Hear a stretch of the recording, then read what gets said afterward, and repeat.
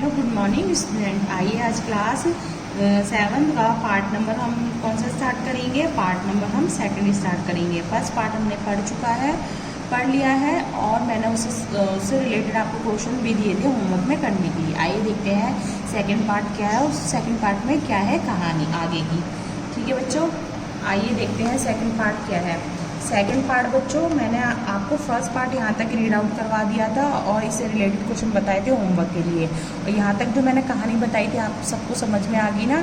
आइए next part पढ़ते हैं हम सेकंड, और इसमें क्या लिखा है और क्या समझाया गया हम उसको समझते हैं। देखिए बच्चों, ये नीचे यहाँ लिखा है, हम कुछ नहीं बता सकते। किसने कहा था? पंडितों ने कहा था। महाराज, इस बारे में हमारी पोथियों में कोई उल्लेख नहीं मिला।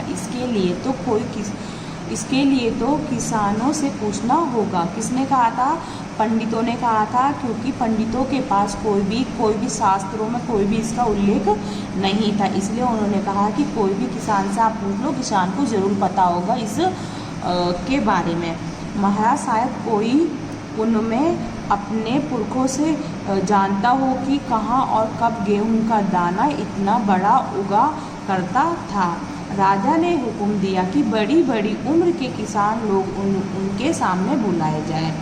जब राजा को एक बात बताई तो राजा ने हुक्म दिया कि जाओ, नगर में जितने भी या गांव में जितने भी बड़े बड़े किसान लोग हैं उनको मेरे सामने बुलाया जाए। आखिर ऐसा एक आदमी आया जिससे पता चलने की आस बंधी। मतलब कि जब उन सभा को बुलाया गया था किसानों को, उसमें एक ऐसा बूढ़ा बुजुर्ग किसान आया था कि सबकी उससे आस बंधी थी कि शायद ये कुछ हमें बताएगा। आप देखते हैं आगे क्या दिया है। 2 बैसाखियों के सहारे जो तो लड़खड़ाता, महाराज की उपस्थिति में वह वहाँ लाया गया। वहाँ बूढ़ा था। वह कैसा था? वह बूढ़ा था और उसकी कमर झुकी हुई थी। दांत थे नहीं, उसके दांत भी नहीं थे, उसकी कमर भी झुकी हुई थी। चेहरा मुल्तानी मिट्टी सा पीला था। आपने देखा है ना, मुल्तानी मिट्टी होती है बिल्कुल पीली होती है, उसी प्रकार उसका क्या था? चेहरा बिल्कुल पीला था। नीचे दे रखा है, राजा ने यह दाना उसे दिखाया। राजा के पास जो दाना था राजा ने उस बूढ़े किसान को दिखाया, लेकिन बूढ़े की आंखें मुश्किल से देखने लायक थी। मतलब कि वो इतना बूढ़ा था कि उसकी आंखें बड़ी मुश्किल से खुल पा रही थी। उसने उसे हाथ में लेकर टटोल कर देखा। वो आंखों से तो देख नहीं पा रहा था, पर उसने वो दाना अपने हाथ में लिया और हाथ से ही महसूस करके टटोल कर देखने की कोशिश की। राजा ने पूछा, बता सकते हो कि ऐसा दाना कहाँ और कब उगता था? तो जब वो बूढ़े किसान ने वो दाना अपने हाथ में लिया, उसका टटोला, तो राजा ने उससे पूछा कि तुम बता सकते हो कि ऐसा दाना कब और कहाँ उगता था? क्या तुमने ऐसे बड़े दानों का अनाज कभी खरीदा या कभी अपने खेत में बोया है? तो राजा ने ये प्रश्न किससे पूछा? उस बूढ़े किसान से पूछा कि आपने कभी भी ऐसा दाना खरीदा है या ऐसा दाना कोई कभी अपने खेत में बोया है? वह बूढ़ा कान का ऐसा निपट बहरा था कि राजा की बात मुश्किल से सुन सका और काफ़ी देर में उसकी समझ में आया। मतलब वो बूढ़ा किसान इतना बुजुर्ग था कि उसकी आंखें भी बड़ी मुश्किल से खुल पा रही थी और वो दूसरों की बात भी बड़ी मुश्किल से सुन पाता था।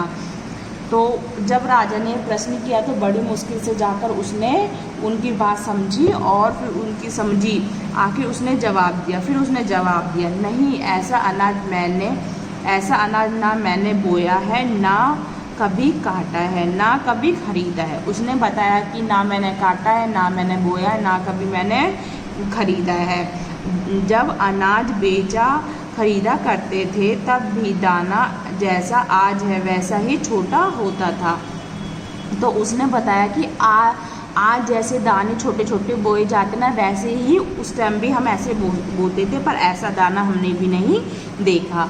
लेकिन मेरे बाप से पूछकर, उसने कहा मेरे बाप से पूछकर देखें। मतलब कि वो जो बूढ़ा था ना, उसके भी पापा थे, तो उसने कहा कि आप मेरे बाप से, मतलब कि पापा से पूछकर देखें। उन्होंने शायद सुना होगा कि ऐसा दाना कहाँ उगता है। तो वो कहता है कि शायद उन्होंने देखा हो या सुना हो कि ऐसा दाना कहाँ उगता है। तो बच्चों, मैंने जितना भी आपको आज समझाया, आपको अच्छे से समझ में आ गया या नहीं आया? वेरी गुड, आ गया ना। चलो इससे संबंधित मैं आपको क्वेश्चन देती हूँ जो आपको किस में करना है, आपको बुक में करने हैं और नोटबुक में भी करने हैं।